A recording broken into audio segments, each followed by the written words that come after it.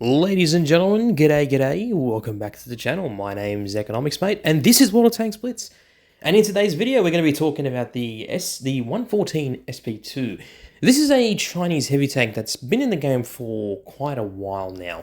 It's a T10 Chinese heavy tank, and it's recently received a buff on its accuracy. Now, anyone who has this tank or who's played this tank will realize how honestly frustrating the gun is on this thing. Like, honest to God, it is one of the most frustrating things I have ever played at T10. This tank can perform when it wants to and doesn't perform at all when it doesn't want to. It's honestly the most frustrating thing ever. Because I quite like the tank. Don't get me wrong, everything else about this thing is quite nice. I'm not going to bother showing you the armor profile on this thing because, honest to God, you're going to be penned with premium ammo all day long, especially on the turret here. Like, it's imagine this turret like the E100s, but the E100 has more turret armor than the SP, right? Let's have a look here. I'm going to show you how much armor it's got. Move very, very quickly here. It's got 300 mils on the front of the turret. Now, you say that and you're like, oh, that's actually quite a lot. However, that's on the front. But because of the angles that it's got on the turret, you're going to notice it's quite easy to pen with premium ammo, right? The hull's only 143 mils, which is not a lot, to be honest with you. The gun is a 152mm gun, which is awesome. It's got 14.62 second reload. It's got 2500 DPM. But look at the aim time. 5.6 seconds. It's got a 0.389 dispersion. It is ridiculously inaccurate for a gun, right? It doesn't have a lot of pen. It's got 255, but 325 on your heat, which is quite lovely. You're doing 620 alpha damage, which is actually, I believe, as much as the E100's one. Now, this is the E100. It's got 270 mils on the front of the turret, but the entire turret is flat. Well, slightly angled. I should say a slight angle. But the whole thing is just one slab of armor. So you don't have those weak points on the side. Now, the 150mm gun, it's got less DPM, which is obvious, but it's got basically the same aim time. But it's got slightly better dispersion values. And you'll notice that when you play it, because it feels slightly more accurate than the SP2. It's got 660 alpha damage, which is actually more than the SP2. However, it takes 17.03 seconds to reload. They actually nerfed the reload on this gun. It used to be like 15 seconds, and then they added 2 seconds more. So that's why I run it with the 128. It's just a better gun all round. It really is. The 128, look at that. You've got 2,917 DPM. It's quite nice. But going back to the SP2, you see this area here? That area here is the weak spot. That right there. So this is fine. This is the 300 mils of armor, but the front here is not necessarily 300 mils of armor.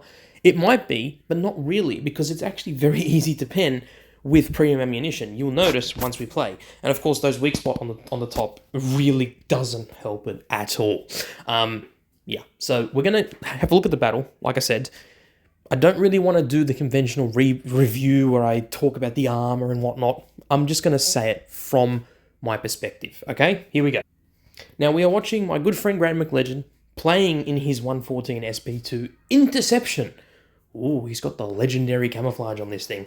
Have a look at this thing. My dear lord, does it have way too much going on. But anyway, it is what it is. Now, he is playing on a map that is very much dictated with how the heavies perform, okay? So if the heavies decide to go towards the A and B cap, it could very well mean a victory for the team. But if the heavies decide to go to the C cap, well, it's going to be a bit of an issue, is it? Because a lot of the heavy tanks don't have enough gun depression to really be effective. But here we are. They're going towards the middle of the map here. Now, I'm going to pause the video. I'm going to pause the video here, all right? Have a look where he is and have a look where his team is, the rest of the heavy tanks. So that Progetto C50 is going to go to base A, which is fine. As long as he caps base A, that's fine. Now this KPZ-07 is coming towards him. It's going towards the B cap. Now, that area there that area there that you see, the hill where the little trail goes, where the trees are, that is a very effective spot for heavy tanks, especially heavy tanks that have good gun depression, because it means that you can use your turret armor to be effective in a hold down position.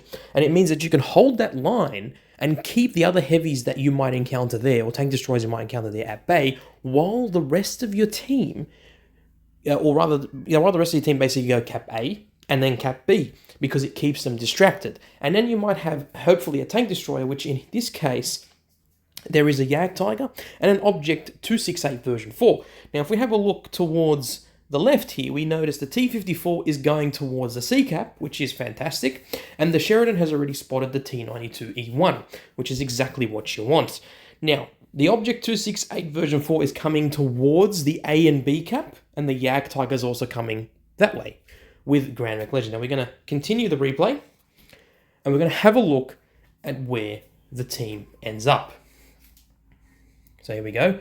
He's moving towards here. Now, you notice someone's capping base C. That's probably the light tank. Now, have a look there. The Jagdtiger and the Object are both going towards where the Progetto is going. But the KPZ and the 114 are both moving towards the bridge area and here. Now, the KPZ done something very silly here. He should have stuck around with GrandMcLegend instead of bleeding hit points, which he did. Now, you notice the Rhinoceronte is actually towards the C-cap and the Jagdpanzer E100.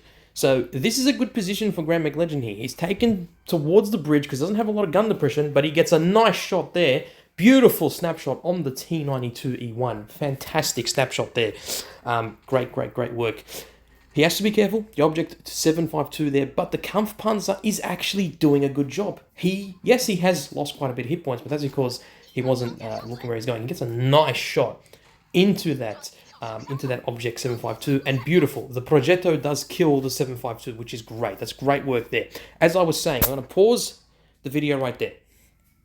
Oh, actually, no. Let him zoom out first, and then I'll pause the video.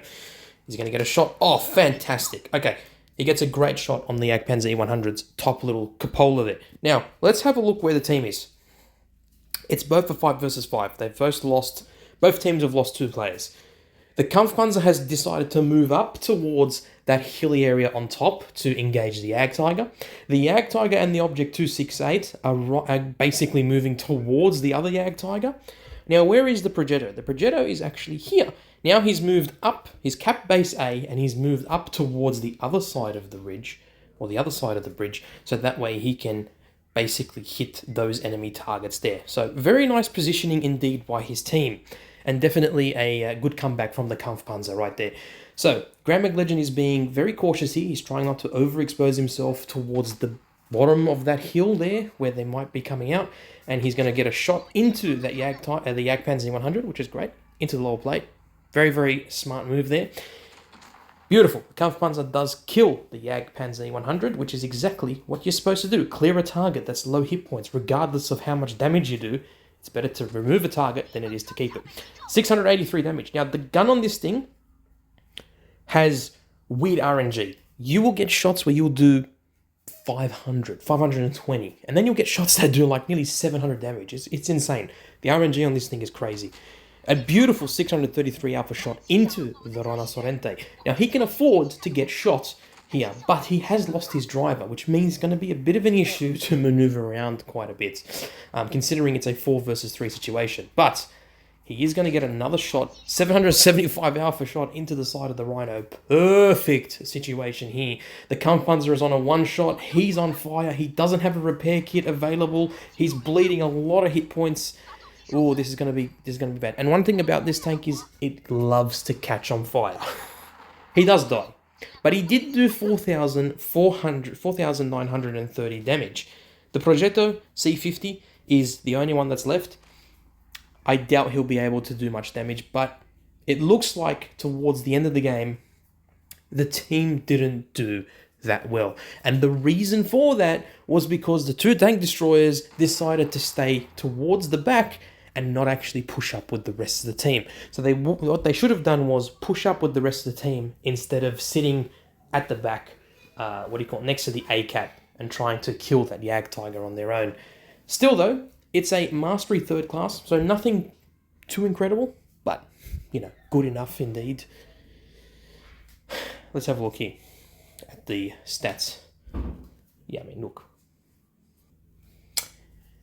Have a look at the stats here. Yes, he only killed one tank. Yes, he only got 4,930 damage, but he basically did more than double the amount of damage that everyone else on his team did. In fact, he nearly did 3 times the amount of damage that everyone else on his team did. And that goes to show you, and look, the Object 268 version 4 didn't even do any damage at all. I'm not here to name and shame people, but you're in a tier 10 tank destroyer, for God's sake.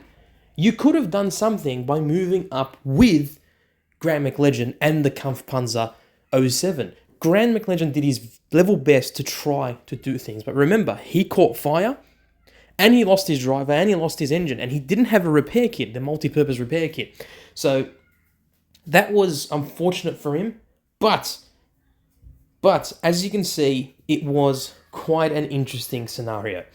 At the beginning of the match and towards the middle of the match, everyone was doing well. They were performing well as a team. But those 2 tank destroyers, the Jagdtiger and the Object 268, unfortunately, the Jagdtiger only did 516 damage. And the 268 didn't do any damage whatsoever. I mean, that's quite piss poor, if you ask me.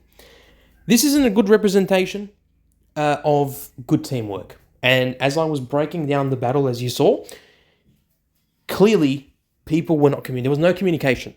Throughout the battle, there wasn't really much communication. And I think what GrandMcLegend should have done was direct the team a little bit. Say, hey, Jagdtiger, Object 268, can you come here?